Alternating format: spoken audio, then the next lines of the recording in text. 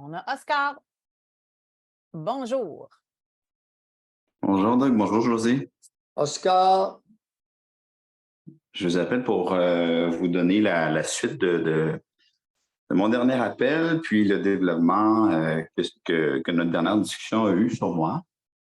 Donc, pour vous remettre en contexte, je vous appelais pour vous dire que j'avais eu une certaine anxiété suite au fait que mon ami qui m'aide beaucoup pour mes rénovations me disait que ça commençait à peser lourd sur son couple, le fait que il venait presque à chaque fin de semaine. non, lâchez-moi le couple, ça n'existe pas. Ben, Alors, qu'est-ce qu'il vous a dit? Sa conjointe était frustrée. Les faits, get the facts. Oui, Parce que votre façon de vous exprimer, là, très nébuleuse, cher Oscar, on n'est plus là. Bon, je m'en excuse. Non, vous n'avez pas à vous excuser. Corrigez-vous. Laissez faire les excuses. OK, je me colle. Dites-nous quelque chose de signifiant. Comment ça pèse lourd sur son couple? Hey, Oscar. OK. Les paroles vides, les propos creux, là, arrêtez ça. OK. Bon. Bon. Il Votre m'a ami dit. vous a dit quoi au juste? Bon, mon ami, ce qu'il m'a dit, c'est que sa copine lui a dit tu passes beaucoup de temps là-bas, ce serait le fun que tu passes plus de temps ici, chez nous, avec moi. Bon, c'est ça qu'il a dit. Ah! OK. Puis, lorsqu'on avait discuté, vous m'avez fait miroiter le fait que sa copine voulait tatouer ou épingler son nom sur son pénis. Donc, que c'était vraiment une question sexuelle parce qu'elle constatait que mon ami était probablement plus ardent sexuellement quand il revenait à la maison, dû au fait que ma copine nous aidait pour les travaux. Est-ce que c'est plus concret? Oui, et votre copine a quoi comme caractéristique? Un sex appeal certain. Continuez. Parfait. OK. Parfait. Donc, suite à cet appel-là, ça a beaucoup bouillonné dans ma tête parce que initialement, pourquoi je vous appelais, c'est que suite à ce commentaire-là, moi, j'avais commencé à angoisser, mais à un tel point, OK, que j'en avais des idées de suicidaires. C'est à ce point-là. Ouais. Attendez un peu, là. Attendez un peu. Je ne vois pas le lien. Qu'est-ce qui a provoqué un désespoir chez vous? Le désespoir. Vous êtes devenu désespéré, mais quoi? C'est ça. Déclenché ça? C'est que là, bon, immédiatement après son commentaire, lui, il a quitté je remonte à il y a 2 semaines, il a quitté. Puis là, je me suis dit, OK, il faut que je fasse les travaux, il faut que j'en fasse le plus possible par moi-même pour que lui en fasse le moins possible, tu sais, puis pas. Puis là, je me mets à percer la céramique et je me rends compte que c'était vraiment difficile. Moi, c'était la première fois que je faisais ça. Puis en plus, maintenant, avec le recul, après avoir vu des tutoriels sur YouTube, je me rendais compte que je ne faisais pas la bonne technique. Mais sur le coup, je me rendais compte que ça avançait pas. Alors, qu'est-ce qui a engendré un désespoir et des idées suicidaires en vous? Ben, le fait que je me sentais incompétent, puis le fait que je me sentais comme... OK. Le fait que je me sentais incapable. Puis ma copine me regardait, tu sais, elle était là, puis moi, j'ai juste... Ah, gardez donc, elle réapparaît, notre charmante. Ma copine était là, alors vous faites ça devant elle. Oui, parce que... Oui. OK.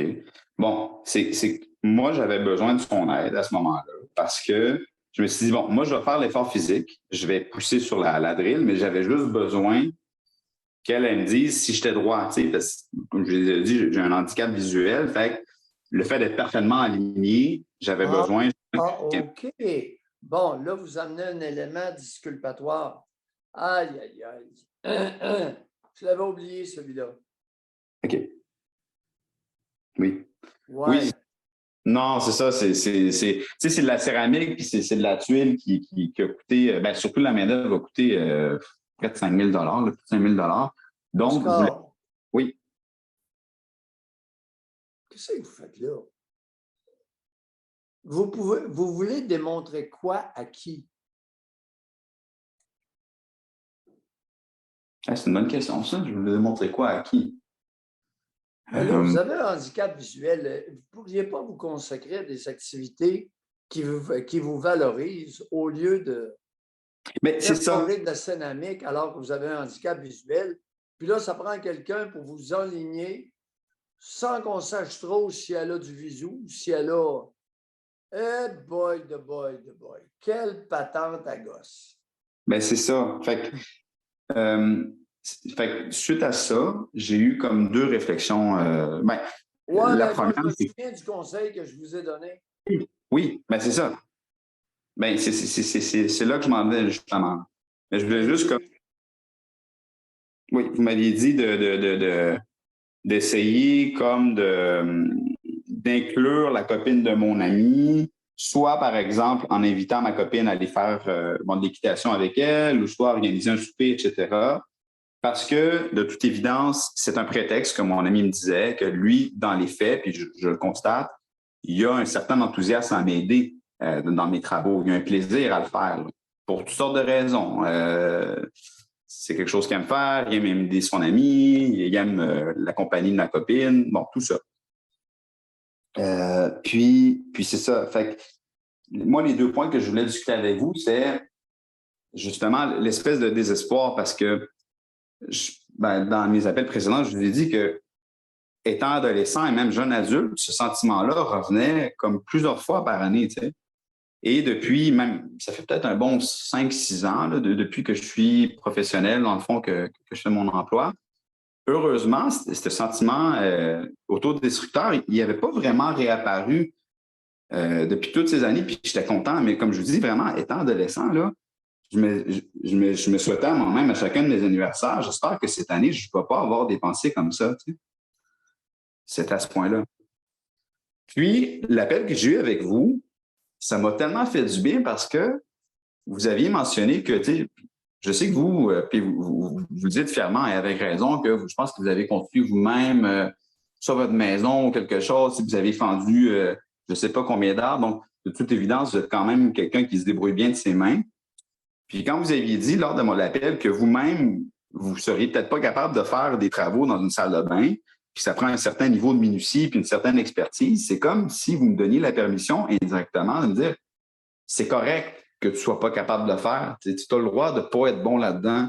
Puis ça m'a comme tellement fait du bien. Genre, c'est comme que vous venez me valider que. Bon.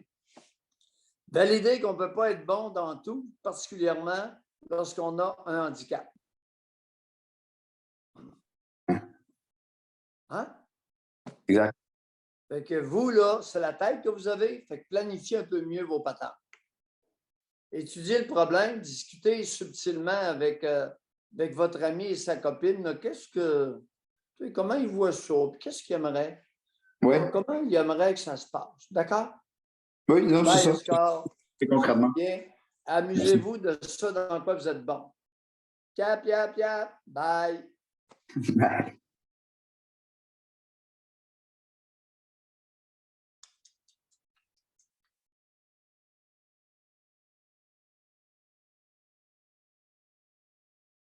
C'est une leçon pour plusieurs personnes. Hein? Pardon? Le point est bon pour plusieurs personnes. Ben là, José, calvaire, on ne peut pas être bon dans tout. Voyons. On a des aptitudes, une certaine quantité d'aptitudes génétiquement transmises, présentes à la naissance, qui peuvent se développer. Puis le reste, ce n'est pas pour nous autres. Mais ça se peut-tu des fois qu'il y a des personnes qui se mettent inconsciemment en situation d'échec?